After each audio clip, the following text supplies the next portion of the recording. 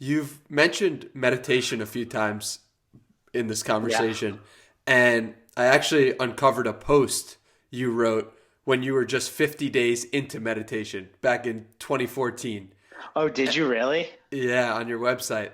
And Oh you man. you said you were doing it twice a day for 20 minutes.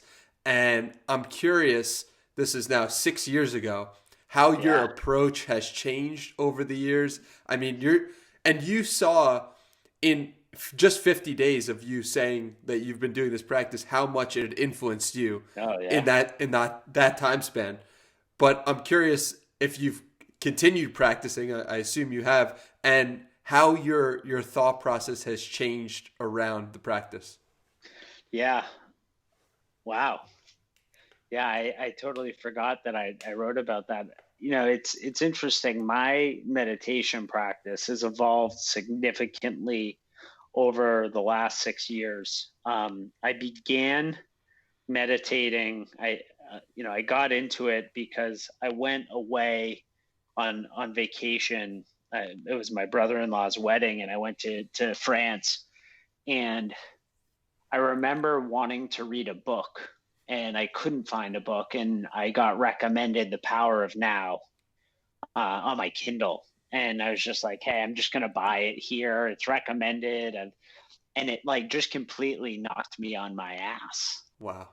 And it was one of these books that just changed the way that I thought. And it occurred to me, I'm not the type of person that lives in the past. I never have been, but I had always been living in the future, Hmm. like, and always grasping. And comes down to like back to my addiction and using, where I was never in the present. It was always like, oh, I need to go, and by the end of the day I need to go get stoned, or I need to have a drink. And it was never like, I'm just okay with what is present right now.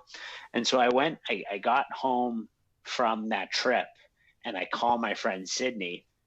I was like, hey, Sid, I know you have a meditation practice. I would love to learn, like, not knowing really anything, Danny, like nothing about meditation. She's like, a friend of mine is actually coming from the West Coast, and she's a meditation teacher. She's staying with me for the next week. She Wow. gets here tomorrow.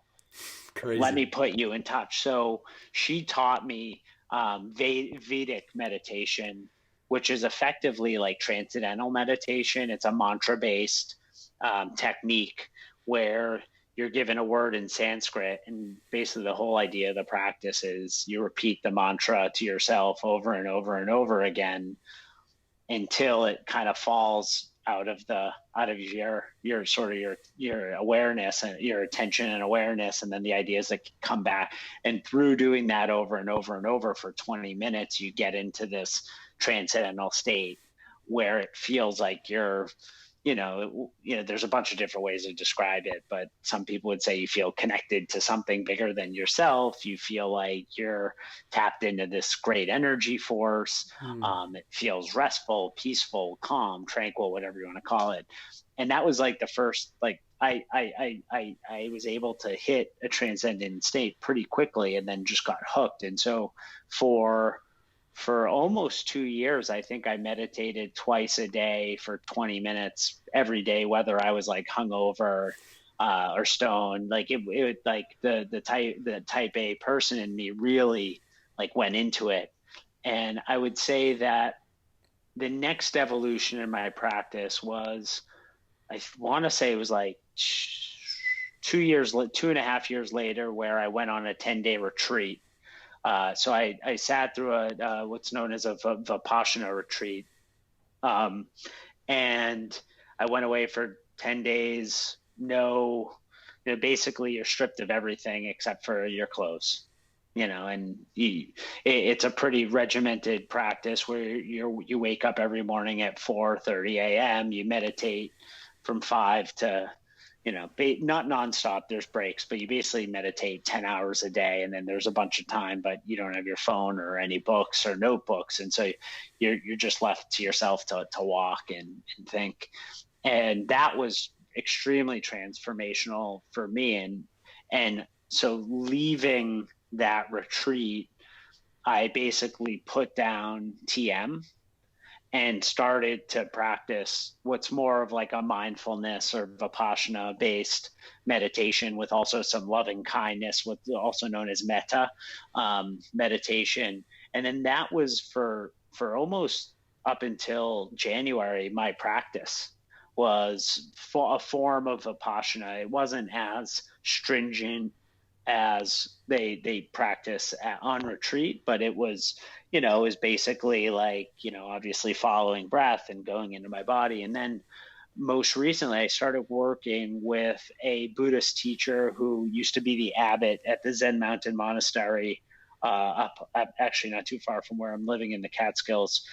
And he recommended that I read a book called The Mind Illuminated, which basically is, it just has completely changed the way that I practice. It's changed the way that my relationship with my mind. And so that's what's known as the shamatha technique. There's some similarities, it feels like, to vipassana with anapana, where it's sort of very closely following your breath. But I would say that now, I am practicing usually about 30 minutes, sometimes up to an hour a day. But for me, meditation started out as a way to just get more present. And now I'm using it as a way to just build and cultivate awareness and attention, and really figuring out how can you, like, the purpose of this meditation technique in some ways, and I'm probably butchering it, but is really to ensure that you're cultivating a balance at all times between attention and awareness.